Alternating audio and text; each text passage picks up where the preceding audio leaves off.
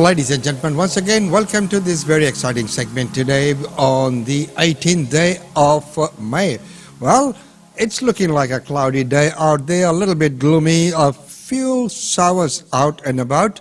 So it will be mostly cloudy and this way throughout the day. And the temperature is a cool 20 degrees, which is quite pleasurable. Well, for me it is, and it is just wonderful to see that.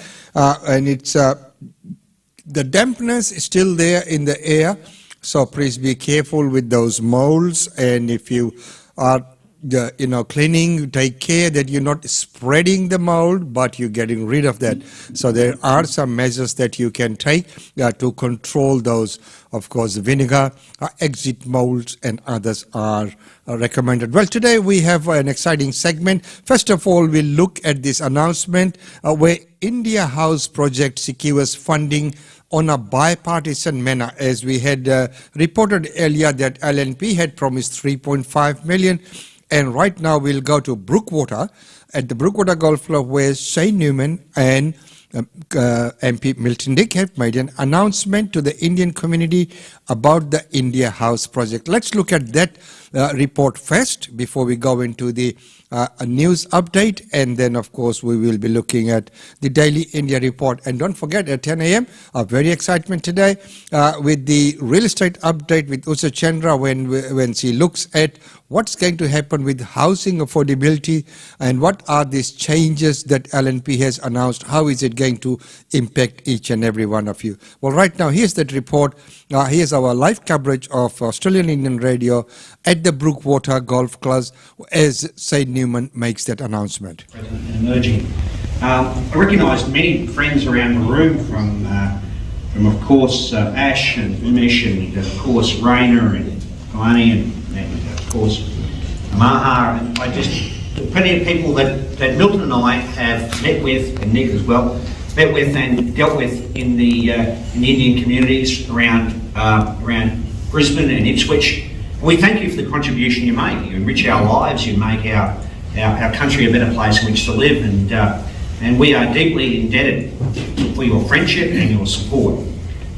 These announcements that Milton and I are making today will make a difference, we believe, in the lives of people in decades to come. Plenty of times as a politician you get up and you make commitments and you think that'll be a good thing. But these two commitments today, I know, will change people's lives. They'll change people's lives because they will enrich our multicultural community, but they'll also create jobs.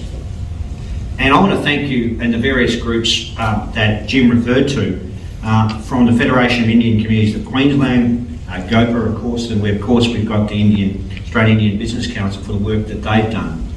I want to thank particularly Springfield City Group, because without Springfield City Group, these commitments today that Milton and I are announcing would not have been made. So I'm very much indebted, and we express our deep gratitude to Springfield City Group for the great communitarian spirit that Maha, Bob, Rainer and Jim and the whole team have made for our community. So the announcement that Milton and I are making are these, and I'll get Milton to speak after I do. I'm going to take the floor, Jim, and hand it over to Milton as well. Okay. So the first commitment that we're making is that we are making a commitment of $3.5 million towards the building costs of India House in Springfield.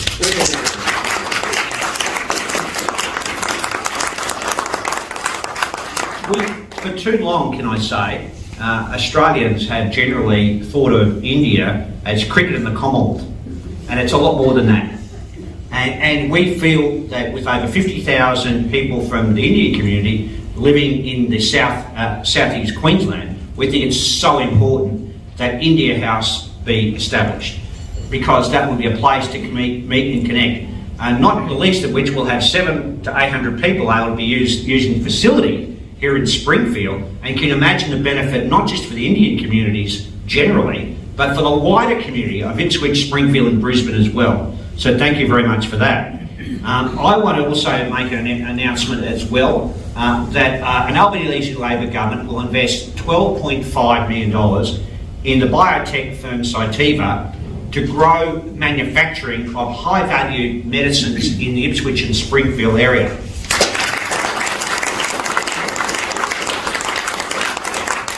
Shane, this would not have happened without the brilliant work of Springfield City Group and the work that they have done. This commitment is about high-tech manufacturing. There will be 500 direct jobs created. We are talking here about the production of raw materials in key biologic drugs and therapies, including vaccines, antibodies, proteins, mRNA, gene and cell therapies. And how appropriate is that now when we've been going through a pandemic? So that's, I don't know whether Springfield City Group have a prophetic aspect to their business model, but they have been on this case for quite a while. So an Albanese Labor government will do it, and we'll establish this over here in Springfield. So that's a terrific announcement that Labor will undertake should we be elected. And with those few words, I'll hand it over to my good friend Milton Dick, who can talk further about it, because these announcements would not have happened without the collaboration and cooperation of Milton and I together. We take seriously our teamwork in this whole corridor. We feed off one another and communicate with one another and plan everything together across the Springfield, Southwest Brisbane and Ipswich area. And I think we do a pretty reasonable job, and I hope that my good mate Milton gets re-elected on Saturday as well as myself. I hand it over to Milton.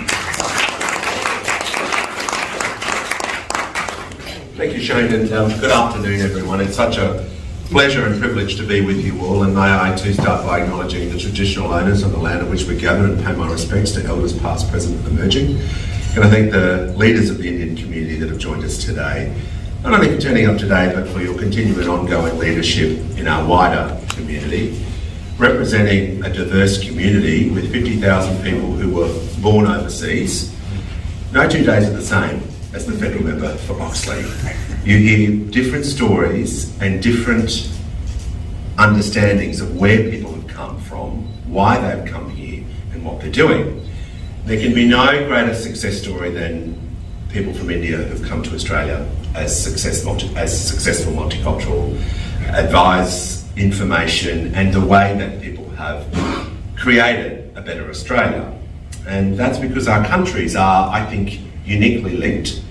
The great love of democracy. We're celebrating democracy over the next 5 days here in this country.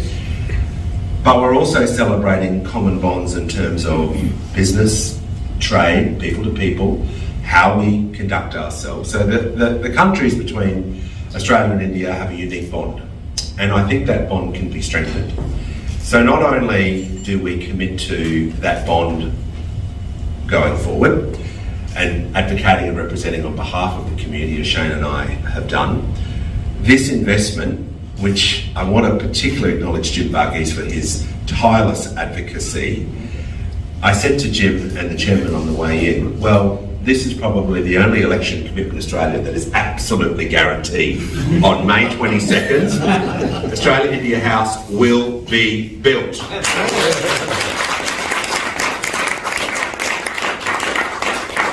You've done a remarkable job, and I always say the best announcements are always done in a bipartisan spirit.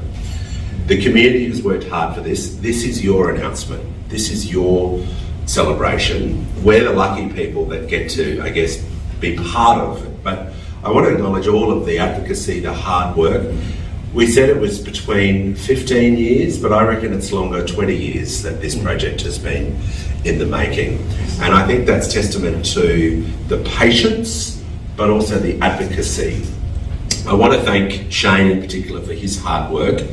Shane was elected 15 years ago, and he hasn't stopped working, I think, every single day since he was elected. He's been a terrific mentor, and I've watched in awe of how he conducts himself in a professional, but in a very serious way, and becoming a member of federal parliament and representing communities and having the responsibility of being in government or in opposition is an enormous responsibility. And it's something I've learned from Shane that we take very, very seriously. There are a lot of issues at stake at this election, where our country is headed, but I'm confident with the right set of values and plans and listening and understanding Shane that I'll continue to hopefully advocate and represent. The business announcement that Shane has made today is significant, probably one of the largest election commitments that we've made to foster the health sector to grow and achieve, particularly in advanced manufacturing, is really critical. The chairman and the Sinathampi family, and I want to acknowledge Raina and Uma that are here today, have laid out that vision for our community, and now, as the representatives across all levels of government, it's our job to make sure that vision is implemented. I was in this room maybe a month ago, 3 weeks ago, with a health summit here, talking about advanced manufacturing, talking about that as the future, about biotechnology, med technology, pharmaceuticals. You know, this community in this area can go to the next level, and it's because of that vision we're able to do these things. So I thank you, Chairman, for your belief in this community and the support that you've given to other communities as well. It is truly a partnership, and that is the signature of the Springfield City Group.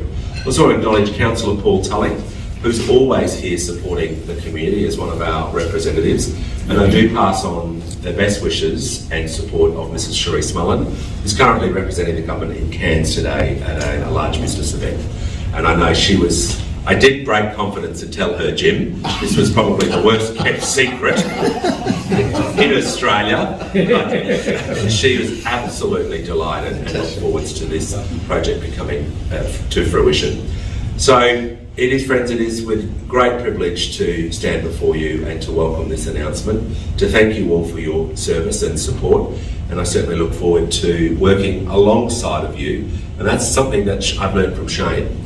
We don't work, I guess, with you, we work alongside for you as well, to make sure that every step we take is together. So thank you very much for your support. I look forward to India House, no matter what happens on May 21, becoming a reality, long overdue, well welcomed, and will be much loved in our community. Thank you very much. So there you are, ladies and gentlemen, that announcement of funding of 3.5 million as an election promise, and it's a bipartisan support for the project, because LNP has made that commitment as well of an equal amount. So as Milton mentioned, that regardless of who gets elected on Saturday, the India House project has got its funding. So that is a good news, and well done on all the advocates who have tried to work hard for that. Well, right now, let's compare where Labor and Coalition sits in this election. With a week left until the election, Scott Morrison's visited Victoria 7 times during the campaign. 4 of those were to the eastern suburbs of Melbourne and a couple to the Surf Coast. While he was here, he met with business owners, played a bit of pool and hung out at a lolly factory. Anthony Albanese was in ISO with COVID for about a week of the campaign, but he made it here 3 times, heading to the Surf Coast twice and also popping by the eastern suburbs. He hung out with chefs and nurses and chucked on a fluoro vest and hard hat and headed to a train station. We contacted the Coalition to ask what their big promises are for Victoria this election. They pointed us to this big list. While there were many policies for Australia, the only promises specifically for Victoria included building a new freight hub in Melbourne's north as part of a plan to get more trucks off the road, and also promising billions to any government that wants to build the East-West link, the Melbourne road the state government dumped 7 years ago. When we asked Labor what they're offering Victorians, they had a similar general list. But Anthony Albanese has promised a couple of things, including billions to help build the suburban rail loop, which will eventually connect Cheltenham to Werribee via the airport, but not for another 13 years. Labor's also promised to open new urgent care clinics where Medicare will cover the costs in Geelong, Ballarat, Melton and Shepparton. But here's where the parties stand on some of the top issues for Victorians. On a National Integrity Commission, both parties say they'd set one up. The Coalition promised one at the last election, but it was never introduced into Parliament. Labor says it'll have one by Christmas if it's elected. It also wants one with public hearings for politicians. The Coalition says pollies would be grilled in private. On climate change, both parties have set a target of net zero emissions by 2050. But while the Coalition will cut emissions by around 27% by 2030, Labor plans to reduce them by nearly double that. On housing, The coalition will let people pull up to 50 grand from their super for a house deposit.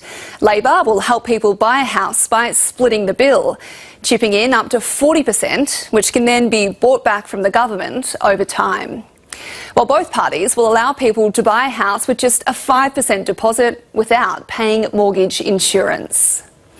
On the cost of living, the government's already put a few things in place, like temporarily cutting the price of petrol and handing out $250 to vulnerable Australians, while Labor's promising to slash power bills by nearly $300 over the next 3 years.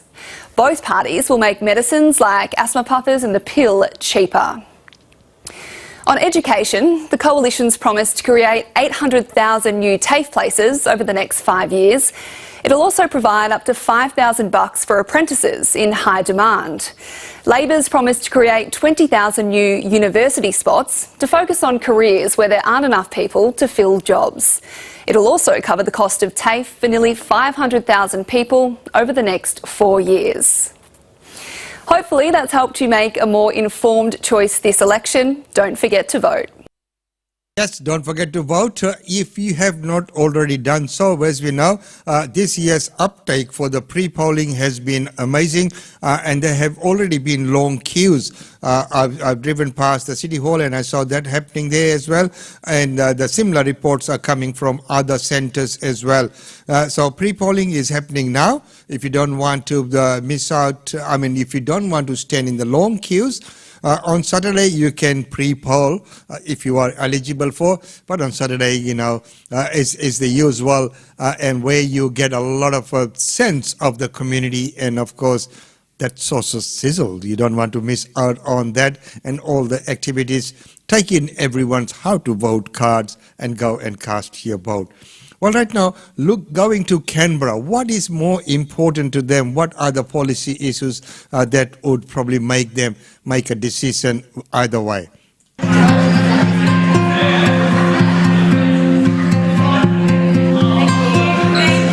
Since moving back to Canberra, Caroline has struggled to find a job. Even though I have an MBA degree and I have worked in administration and business for a long time, it's still very difficult for me to get a suitable position. She's also struggled to find accommodation and is now in emergency housing after living in her car. Good job.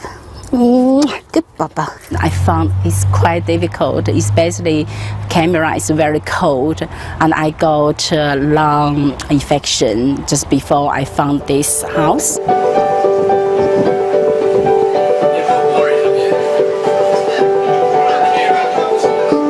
Caroline is one of many Canberrans who've turned to organisations like St John's Care, which provides free groceries to vulnerable Canberrans.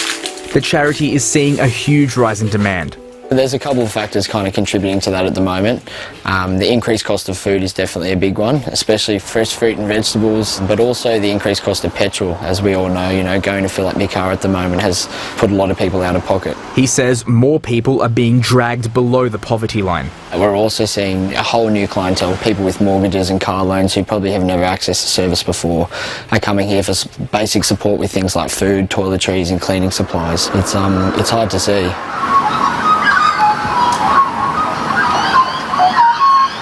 Deb Schrute is seeing something similar. She works for Care, which offers free financial advice. People are presenting with quite extreme levels of financial hardship. A lot of people are calling and they don't even have next week's rent payment. They don't have enough food for their family for this week. It's been a tough year across the country and in Canberra. There are 4 key factors affecting most household budgets: petrol, food, housing and electricity. In the past 12 months, fuel increased by more than 37%. Electricity prices went up by 12%, property rates rose by more than 10%, and food and childcare costs have also risen sharply. The ACT Council of Social Service says those on low incomes are being hit hardest. It means that sometimes they have to make a choice between, do I pay the rent this week? Do I fill out a prescription that I've just got from the GP? With costs increasing across the board, for Peter Stammel, compromise has been key. She's lived in share houses for about 15 years to save money and can now finally afford her own place. I wanted to have a child, and I also have a disability which requires some minor house modifications. And renting, you just can't get anything done. So in my own house I can get light switch lowered, and I can get the front door lock lowered, some pretty basic stuff. And now that I was in my 30s, I thought it would be nice not to have to climb on things to get into my own house. She bought a cheap 2-bedroom apartment with her sister, and the two of them live together with Peter's 5-month-old baby son. But she knows an upgrade is inevitable. You know, although the house that we've bought has increased in value, it doesn't really mean anything unless you've got spare properties on hand, and I don't. So I'll be upgrading to a substantially more expensive property. I'm not looking forward to having to do that. She believes affordable housing is a basic human right, and she's calling for reform that helps lower prices. The problem with the Australian housing market is that success is very much determined by how much equity it makes investors, not by how well it houses people, which is ridiculous. Canberra's reputation is one of affluence, secure work and a wealthy population. But that's only partly true. There are now thousands of Canberrans living in poverty, and for them, simply being able to afford to live is the key election issue. Isaac Naruzi. So there you are. The affordability of housing is a key factor for Canberranians. Well, right now, let's go to England, where Queen has made a surprise appearance at a rail station at the Tube Line opening. This was an unexpected visit from the Queen at a time where her public engagements are becoming more and more rare. And where did she decide to go? But to the Paddington train station to check out this new train. She arrived, she was wearing yellow, she looked very happy, lively. She met with the British Prime Minister, the London Mayor, and then some lucky or not so lucky, depending how you view it, Transport for London worker actually gave her a very special Oyster card and showed her how to tap on, how to tap off. She was given an insight into the life of a London commuter. She unveiled a special plaque. So an interesting choice of venue, of destination for one of the Queen's increasingly rare public engagements. And she was walking around the station with a walking stick, so it was a visual reminder of those mobility issues we keep hearing about that have stopped her from attending some of those major events in recent months. But the fact that she was here probably makes royal fans feel a bit more confident that she's going to be able to attend some of those very important engagements that are coming up. Of course, the Platinum Jubilee to mark her 70 years on the throne. And actually, the last time a London rail line was named in her honour, it was for her Silver Jubilee back in the 70s. So this is her second London rail line that is named in her honour, just one of the many legacies she will leave from her 70 years on the throne. Yeah, apparently only 2 hours notice to let them know that she was coming. And they had to quickly change the plaque so they could say it was actually opened by her. You can imagine the mad scramble for everyone working at the tube station that day. Yeah, exactly. Suddenly the Queen's arriving. Putting more money on the Oyster card. Exactly. Thanks, well, it was a Isabella. £5 fare. Oh, was it a £5? Isn't that wonderful? Welcome to the Daily India Report that brings you reports, interviews, features and much more on India and the Indian diaspora.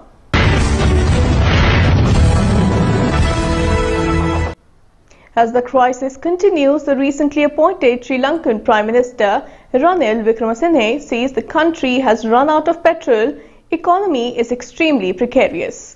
Sri Lanka's newly appointed Prime Minister Ranil Wickremesinghe, in his first address to the nation on May 16, said the country has run out of petrol, adding the economy is extremely precarious. The 73-year-old United National Party leader, who has been appointed interim PM, said, quote, "We have run out of petrol. At the moment, we only have petrol stocks for a single day," end quote. And explained the island nation is unable to find dollars to finance essential imports. A diesel shipment using an Indian credit line arrived in the country on May 15th, but is yet to be distributed across the island. Due to the diesel shipment that arrived on May 15th, the lack of diesel will be resolved to some extent in Sri Lanka. Under the Indian credit line, the 2 more diesel shipments are due to arrive on the 18th May and 1st June. In addition, 2 petrol shipments are expected on 18th and 29th May.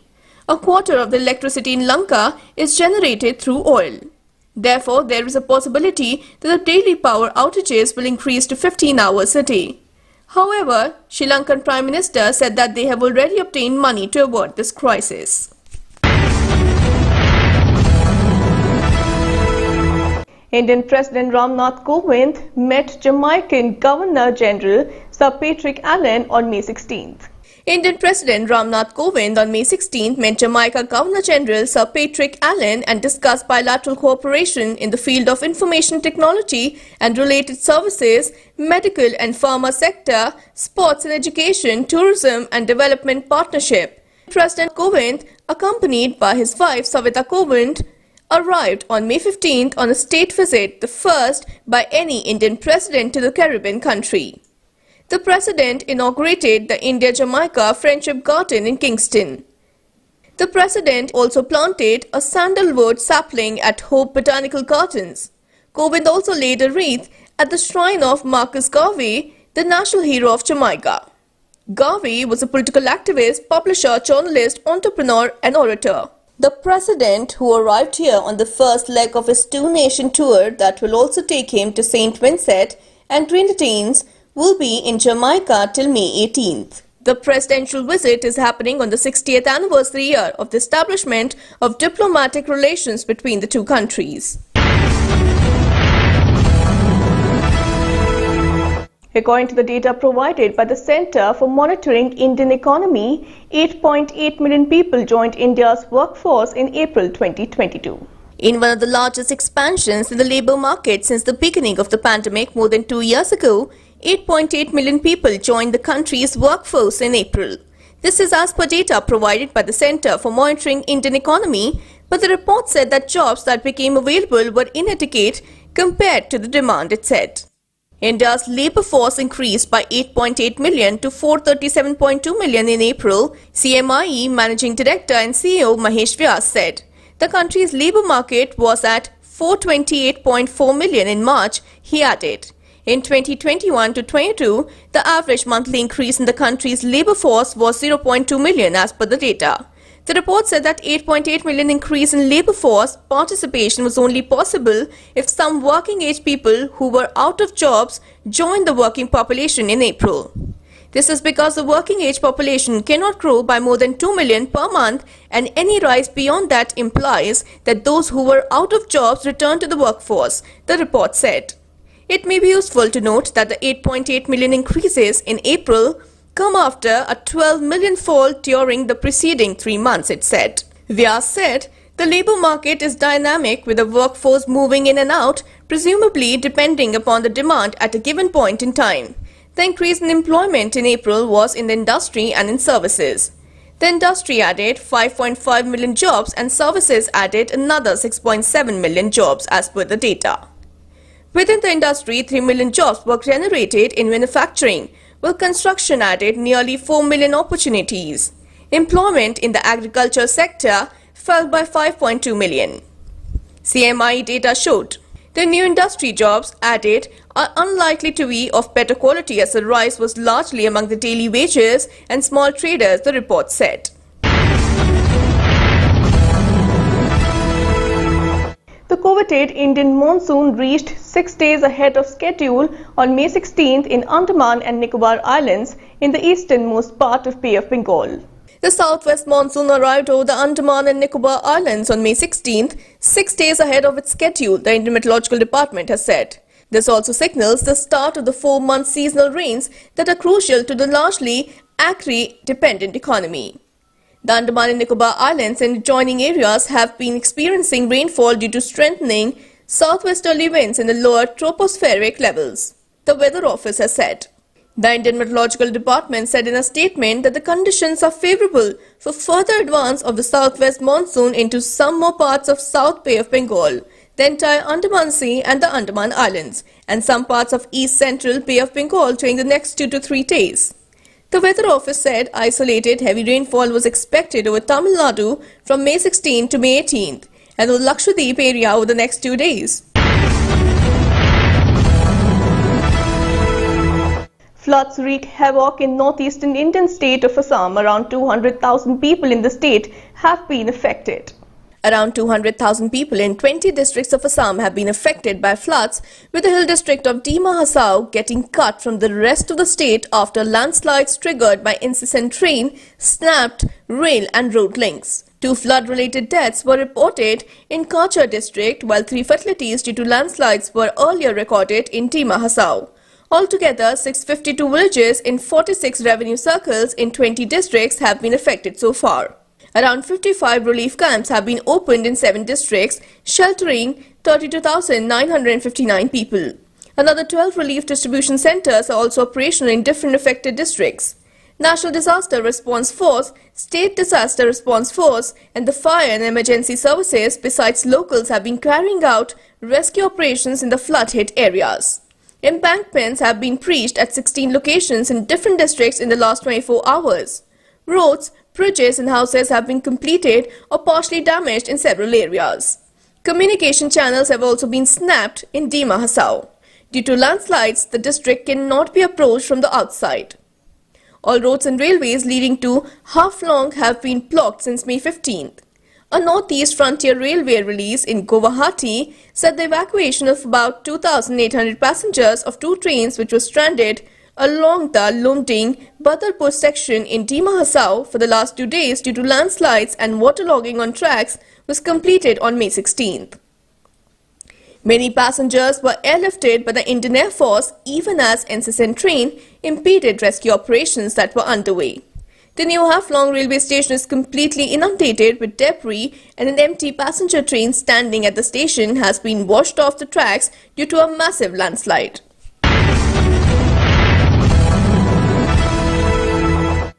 Wheat prices have hit a record high after India's export ban amid the heat wave. India's decision to ban wheat exports amid an acute global shortage in the wake of the Russia-Ukraine war and climate change has caused reverberations across the world. Wheat prices surged to a new record high in European trading on May 16 after India decided to ban exports of the commodity as a heat wave hit production. The price jumped to €435 per tonne as the Euronext market opened, up from the previous record of €422 reached on 13th May. Global wheat prices have soared on supply fears since Russia's February invasion of agricultural powerhouse Ukraine, which previously accounted for 12% of global exports. The spike, worsened by fertilizer shortages and poor harvests, has fueled inflation globally and raised fears of famine and social unrest in poorer countries. Bollywood is making a huge splash at the Cannes Film Festival in France. Deepika Padukone arrives at the French Riviera for the 2022 festival on May 16 to deliver on her role as a jury member. Watch this video that she shared. Bollywood superstar Deepika Padukone has finally arrived at the French Riviera for the Cannes Film Festival 2022. On May 16, Deepika took to Instagram to share a video of her arrival. Deepika is as goofy and interesting in the video as one would expect her to be. She is one of the jury members at the film festival. The 11th-day festival is scheduled to begin on May 17th and will go on till May 28th. Bollywood actress Deepika Padukone is part of the Cannes Film Festival jury 2022 and was seen arriving to dine with her fellow jurors in France on May 16th evening. Deepika looked absolutely stunning in her first appearance at the 75th edition of the Cannes Film Festival. According to reports, Deepika, who has been a red carpet regular at the Cannes Film Festival since 2017, is expected to walk for all 10 days. The makers of Bhool Bhulaiya 2 unveil its new song titled Detali. Here's a look. A new song for the much anticipated film Bhool. So, ladies and gentlemen, that's about all we have for you in this segment, and it's been wonderful having your company. Don't forget that at 10 a.m. we have the real estate update with Usha Chandra, and there's lots to talk about. I hope you have liked this segment today, especially the announcement of that the Labour Party is matching up to that commitment by the National Party, and looking at the two that the coalition has and the Labour have matched their commitments to the India House. Congratulations to the India House management team for securing that, because regardless of which party comes in, the funding is being promised, and it's in place. So wonderfully done, very well done. Right now, it's time to say goodbye from this segment, and until 10 a.m. when we join in with Usha Chandra right here in these studios, talking about everything real estate for this week and for this segment. Until then, we'll say goodbye, but we might, if we have some time, might have to have a very quick look at what's happening in terms of functions and events right here in Brisbane, as we know that everything has taken off once again. And of course, we know that Sakuntla, well done, the team Anu. Sakuntla, the show is now sold out. So that's wonderful news that it is, the promotions worked well and that it's all sold out, the event that's taking place on this weekend. At the QCRR, and hope to see you all there because I will be there. Reports are that it's all sold out, but have a look. You might get lucky. Well, right now let's take a look at the functions and events happening.